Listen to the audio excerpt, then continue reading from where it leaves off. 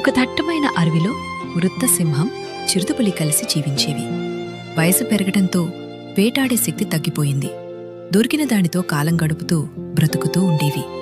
ఒకసారి వరుసగా వారం రోజులు ఏమీ తినలేక ఆకలితో అలమటించాయి. అప్పుడో చిన్న జింకపిల్ల అడవిలో కనిపించింది. దాన్ని చూసి సింహం, మనిద్దరం చెరోవైపు నుంచి దాడి చేద్దాం అనే ఐడియా చెప్పింది. చిరుతకు నచ్చింది. ఇద్దరూ కలిసి తెలివిగా వేటాడి జింకపిల్లను పట్టుకున్నారు. ఆనందంగా ఉండగానే సింహము మొహం తిరిగింది. ఈ ఆలోచన మొదట నాది కాబట్టి ముందుగా నేనే తింటా అంది. చిరుత అసహనం వ్యక్తం చేస్తూ, ఇద్దరం కలిసి పట్టుకున్నాం కాబట్టి పంచుకుందాం అనింది. అక్కడే గొడవ మొదలైంది. మాటలు పెరిగి పోట్లాటగా మారింది. చివరికి రెండూ అలసిపోయి నేల మీద కూలపడ్డాయి. ఇద్దంతా చెట్టు వెనుక నుంచి గమనిస్తున్న ఓ నక్క ఆ అవకాశం ఉపయోగించుకుంది. గబగబా వచ్చి జింకపిల్లను లాక్కుని పారిపోయింది. తీరా చివరికి సింహం, చిరుత కళ్లల్లో బాధ. పంచుకోకపోయినందుకే అన్నం కూడా పోయింది.